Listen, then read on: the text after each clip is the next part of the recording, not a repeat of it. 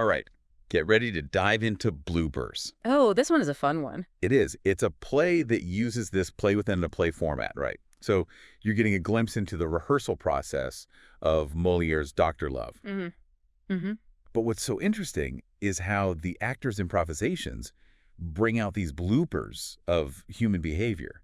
The things we do that just don't make any sense. Yeah, it's like the playwright is using this layered approach to hold up a mirror and make Yeah. us question everything we think we know about the characters, but also about ourselves. There's so much to unpack in this one. But we're going to focus on two major themes today. First, the contradictions we find in relationships, Okay. especially when it comes to love and fidelity. Right. And then we'll move on to how the play tackles these creation theories with a lot of satire. Yeah, yeah. And it's so smart how it jumps into these themes. So, like, during rehearsals, one of the actors, Julian, he challenges Brad's portrayal of Clatandre, who is the love-struck character. Oh, so they're already dissecting the play before they even perform it.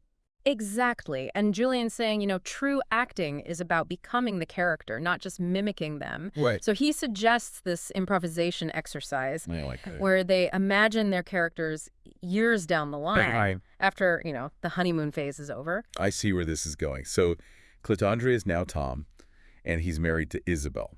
Mm, Okay. So this is where those bloopers of relationships start coming out. you got it. The improvisation goes right into a classic scenario. Tom is cheating on Isabel Of course. repeatedly. Yeah. And he's trying to justify it, right, by blaming Isabel for being a workaholic. Right. He says, oh, I feel neglected. I need validation. Which is such a common excuse, isn't it? It is. It is. But is that just a way of not taking responsibility for your own needs? It definitely raises that question. Yeah. And then Isabel adds another layer to it all. Because she admits that she prioritizes work, but she also says that she still loves Tom. Oh, wow. And she craves his attention. Even after he's betrayed her. Yeah. It's a tangled web of emotions. They're clinging to love. Even when it's painful? Yeah. And then Janice, who's playing Lizette the maid, she jumps in with this cynical commentary. Yeah. She's pointing out how common male infidelity is and highlighting the double standard. It's almost like she's saying, well, this is just how it is, right? Yeah. Is that the playwright subtly suggesting that maybe societal norms are encouraging these bloopers? It's definitely one way to interpret it. Yeah. It keeps you thinking, and that's what makes this play so great. Okay, so then it takes a turn for the anatomical. It does. Tell me about this happy stub and hot lips scene. All right, so now the actors are taking on the roles of, well, the male and female sexual organs. Go. It's as hilarious as it sounds, with these over-the-top personalities and witty banter. Right. But under the humor, it's exploring how men and women approach sex, the impact of societal expectations, the fear of commitment, all those biological and cultural differences. So using humor to tackle complex issues. What? Did any clear viewpoints come out of that scene? Oh, yeah. Sharon and Jack, who are a real-life couple, they argued that open communication and honesty are like the foundation of a good relationship. Okay. But then you have Jesse and Janice, another couple, who are like, honesty's impossible in heterosexual relationships Right. because of societal pressure and those power imbalances. It's like they're saying the playing field is uneven. Wow. So many different opinions. Was there anyone who kind of bucked the trend? Well, Brad, who started the whole improvisation, he comes back in as himself this time.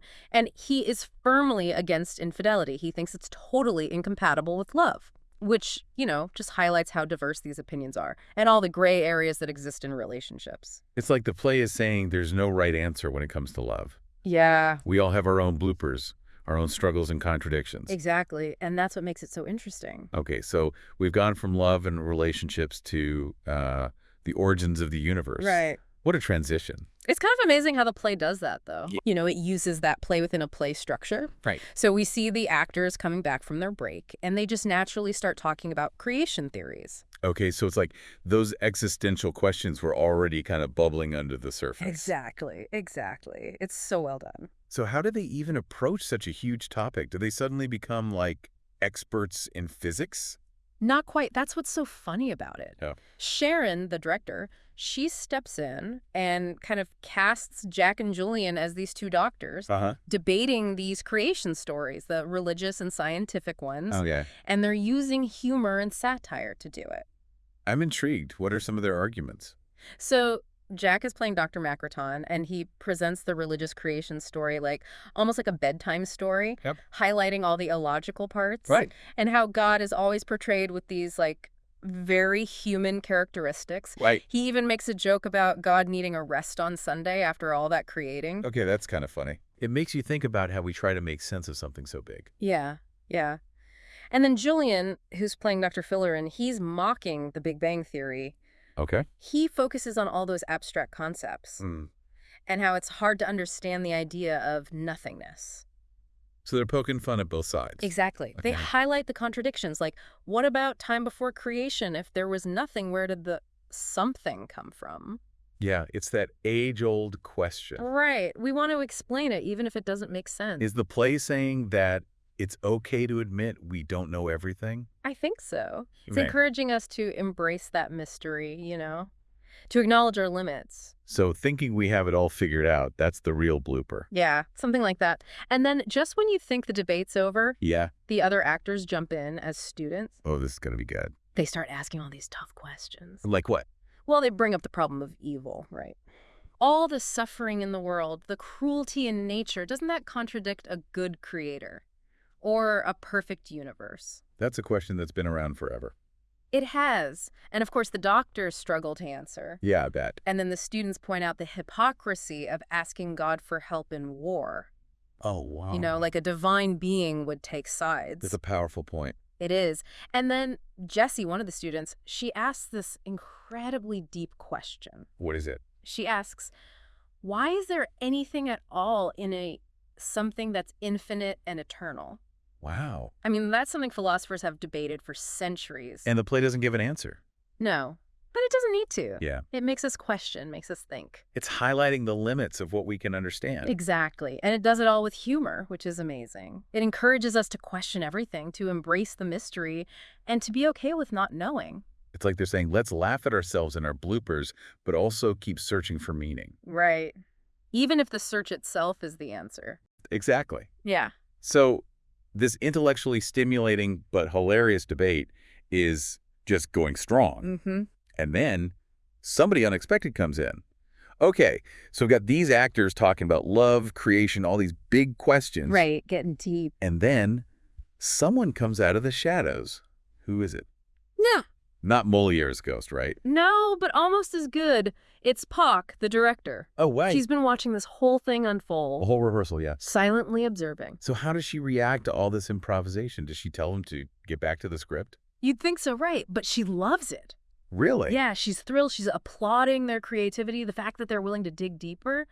She even calls it the bloody comédie dell'arte. Hold on, Comédie de l'Art. What was that again? It's this old Italian theatrical style, really improvisational, Okay. and it focuses on social commentary, using these stock characters and masks. Right. So it's like the actors have tapped into that tradition without even realizing it? Exactly. Pak sees their bloopers as moments of real insight. Yeah. Like they're breaking free from the script. That's interesting. So she encourages them to keep going, to push those boundaries and use their art to challenge everything. Instead of stopping them, she's like, go further. Yeah, pretty much. She even throws out some ideas for them to explore. Like what?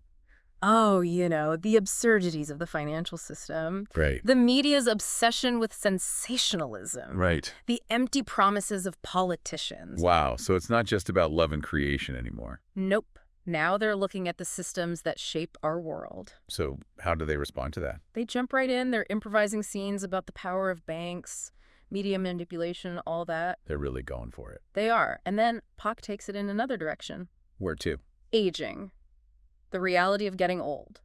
Oh, wow. The actors become residents in an old people's home. Okay. They're reflecting on their regrets, their losses. This is kind of a full circle moment. It is, from Dr. Love to the wisdom of old age. Is it all depressing, though? No, it finds a balance. You see them struggling with physical stuff, memory loss, feeling invisible, but there's beauty, too. Okay. Shared memories, finding connection. So it's not romanticizing aging, but it's not all negative either. Exactly. And then Pak tells the story about her own mother. Oh. Her mom believed that success wasn't about money or achievements. It was about the shining eyes you leave behind. A legacy of love. That's beautiful. It's like saying life has bloopers, but relationships are what matter. Yeah, it's about those connections we make. And maybe that brings us to the biggest blooper of all, right? Our need for certainty. Mm-hmm. We want all the answers. But maybe it's okay to not know everything. Right. Life is messy. It is. Maybe the best we could do is laugh at ourselves and keep searching. Yeah, even if we don't find all the answers. Exactly. So what have we learned from this deep dive into bloopers? Well, maybe the real challenge is learning to live with uncertainty. Embrace the mystery. Find joy in the absurdity of it all. And never stop questioning, even if we make a few bloopers along the way. That's it. And maybe now you're thinking, if you could ask one question, what would it be?